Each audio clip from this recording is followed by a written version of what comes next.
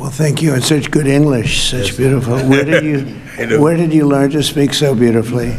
Where were you educated? Where? Yes, sir.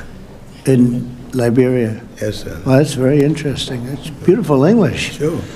I have people at this table can't speak nearly as well. Very And good, they, sir.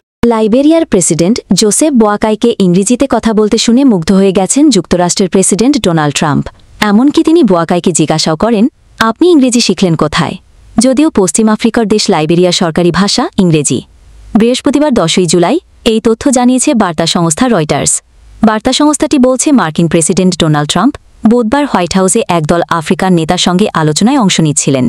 আলোচনার এক পর্যায়ে লাইবেরিয়ার president Joseph বোয়াকাই ইংরেজিতে কথা বলা শুরু করলে Trump চমকে যান এবং প্রশ্ন করেন, এত ভালো ইংরেজি আপনি শিখলেন কোথায়? বোয়াকাই বলেন, লাইবেরিয়া থেকেই। উত্তরে ট্রাম্প বলেন, এটা বেশ মজার, আমরা এখানে যারা বসে আছি তাদের মধ্যে অনেকেই এত ভালো ইংরেজি বলতে পারেন না। ট্রাম্পের এই মন্তব্য শুনে বোয়াকাই হালকা হাসলেন।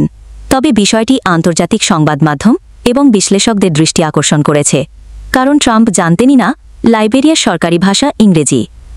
রয়টার্স বলছে লাইবেরিয়া এমন একটি দেশ যা 1822 সালে যুক্তরাষ্ট্র থেকে মুক্তি পাওয়া আফ্রিকান আমেরিকানদের উপনিবেশ হিসেবে প্রতিষ্ঠিত হয়েছিল। তখন কিছু শ্বেতাঙ্গ আমেরিকান মনে করতেন দাসপ্রথা শেষ হলে কৃষ্ণাঙ্গদের জন্য আলাদা জায়গা দরকার। এই ভাবনার ফলে গড়ে ওঠে লাইবেরিয়া। ফলে দেশটির সরকারি ভাষা ইংরেজি, যদিও স্থানীয় বহু আদিবাসী ভাষাও ব্যবহৃত হয়ে থাকে।